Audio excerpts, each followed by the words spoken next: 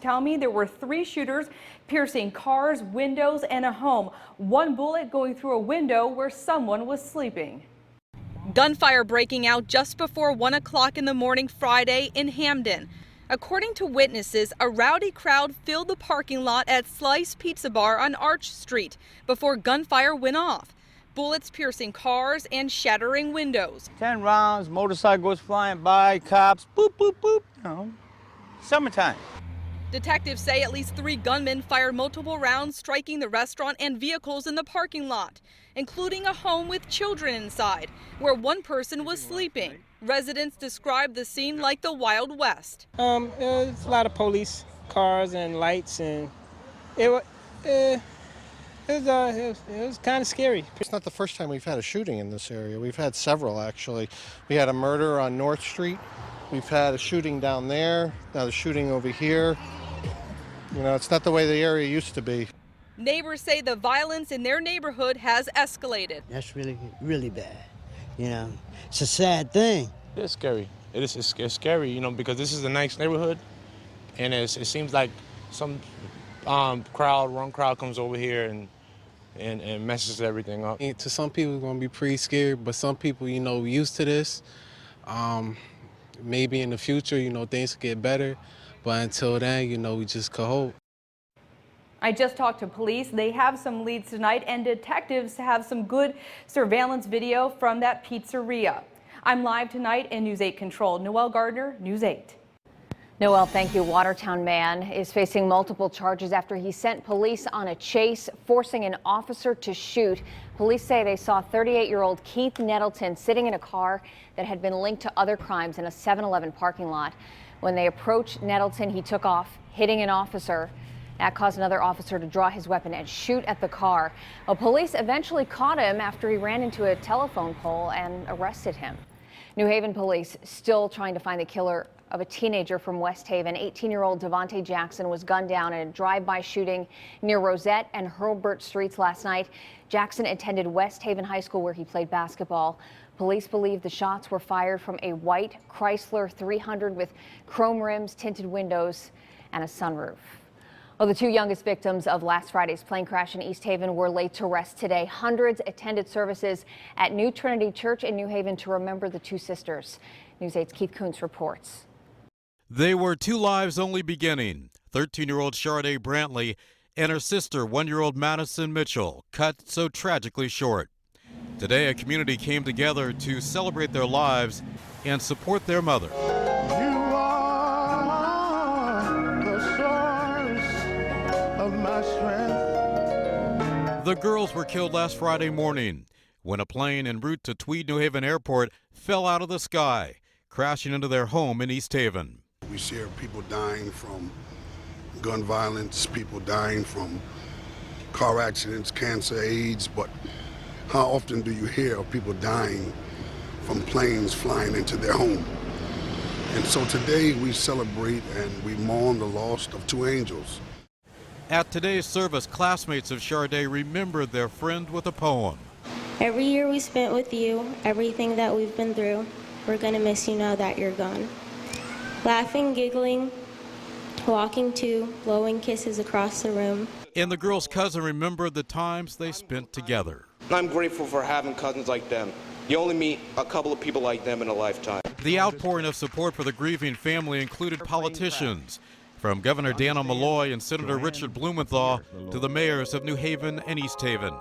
The loss has brought this community together, thousands of dollars in donations helping to pay the funeral expenses. It's been great. It's been a surprise, shock, but we're glad everybody rallied to support the mother and the rest of the family. We really appreciate that. 2 little angels, Sharday and Madison, never to be forgotten. You are the strength of my life. Keith Kuntz, News 8. Well, the mayor of East Haven says the town hopes to demolish what's left of those 2 homes hit by the plane by next Wednesday. The mayor's office says the process has been held up by insurance issues. The NTSB is investigating to figure out why that plane went down. And a number of businesses and individuals have stepped up to help the two families affected by the plane crash. Chili's in East Haven raised $9,000 from dinner sales last night. Another $1,200 came in donations. And you can help too. The information is on our website. Just come to WTNH.com. A New Haven man charged with throwing bricks and rocks at cars. Police say Christopher Norris knocked on a homeowner's door in West Haven, asked for a coat, claiming he was homeless. When he was told to leave, Norris allegedly threw a cinder block at the homeowner's car, causing some damage. When police got there, he reportedly threw rocks at their cars. High school students doing the work, not getting the diploma. It's a loophole in state law that News 8 investigators are uncovering. Chief Investigator David Iverson shows us.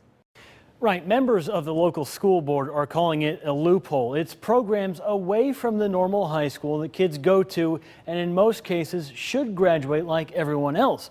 But in one area, it didn't work that way, and we set out to investigate. High school graduation. Every year, it's a time for celebration, a time to begin the next chapter. Except for some kids like Dahlia Lassu. I got fooled. Dahlia did all the work required. According to a transcript she provided us, Dahlia had enough credits to get her 2012 diploma, but she didn't. Oh, that's what I want, just my high school diploma, and that's it. My legitimate one. Instead, she was given this certificate. Dahlia is one of the hundreds of Connecticut students attending off-campus special education programs. But here's where the loophole is. The Sprague School District has students in kindergarten through 8th grade, but doesn't have a high school. Instead, they send kids out of district to Norwich Free Academy. Because that school doesn't have special education for what kids like Dahlia need, she had to go somewhere else. Norwich Free Academy never saw her on campus, so no diploma for Dahlia. Norwich Free Academy says since she didn't attend their school, she doesn't receive a diploma from them. Everything was like a dream. That's when the bubble popped. That off-site special education program, Thames Valley and Norwich Free Academy, told us they're following state guidelines. Norwich Free Academy said in a statement that they award diplomas to students who meet the Connecticut State Department of Education criteria and fulfill the Norwich Free Academy graduation requirements as established by state law and board policy. But the Connecticut Department of Education explained the diploma should have come. In a statement, spokeswoman Kelly Donnelly said the designated high school is responsible for providing students who are attending a K-8 district with a high school transcript and regular high school diploma. Who's right is still unclear. What is clear, though, is that the school has started to change its tune. Dahlia got her transcript from NFA, just no diploma. I was told a lot that I would never accomplish my schoolwork, I won't graduate. But a week after this interview, after a year of frustration from Dahlia's family and several phone calls from the News 8 investigators, Dahlia got her diploma. Here's my legitimate diploma from NFA. I was just really excited inside, I just felt like jumping up and down. I feel like you guys actually helped me a lot. Dahlia now plans to continue on to college and begin to put high school behind her 12 months after her classmates. The Department of Education couldn't say how many kids are in this same situation as Dahlia. There are more than a dozen endowed high schools like this statewide, but not all of them send special needs students to off-site campuses. The department spokeswoman estimated there are hundreds of special education students at endowed high schools. For the News 8 investigators, David Iverson reporting.